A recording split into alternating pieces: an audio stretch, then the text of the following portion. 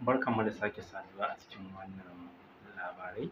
Kamar yau muna da labarai da yawa, daga ciki akwai Karim Adeyemi yana shirin ya bar Dortmund a wannan season ɗin, inda ake ganin zai iya komawa Premier League, wanda shi ne zaɓin shi na farko, kuma Aston Villa ne suke so ya koma.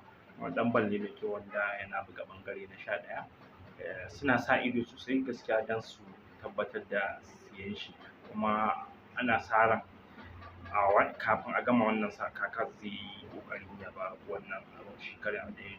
Kuma The Athletic ita ce ta rawaito wannan labarin, sannan kuma Arsenal suna da 'yan wasa 3 wanda suke so su siya, wanda su ne ake ganin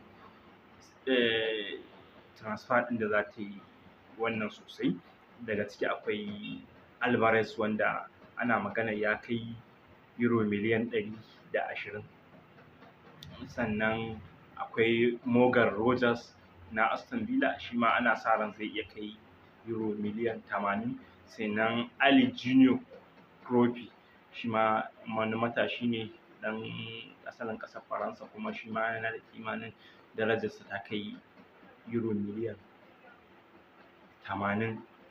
A duk wani yunƙuri da ake na sayen wannan 'yan wasa na iya dogara ga waɗanda za su bar ƙungiya, domin Arsenal a shirye take domin ta saurari tayi domin sayar da Jesus.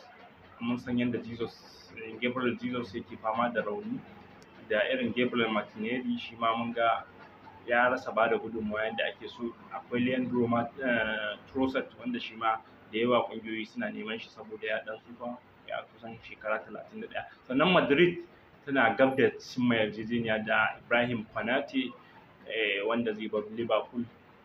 Suna gab da cimma yarjejeniya wanda zai iya komawa can Madrid, wanda tun sabon da aka yi wannan sabon kocin, shi Mourinho ya matsa yana so ya kawo 'yan bal. Sannan kuma akwai ɗan bal Bernardo Silva, wanda shi ma zai iya bari wannan a free kenan, wato babu kuɗi. Shi Bernardo Silva, wanda su wannan ɗin suke nema, Atletico Madrid sun matsa lamba suna so ya zo musu, haka ma Barcelona suna nan suna sa ido, suna so ya zo musu.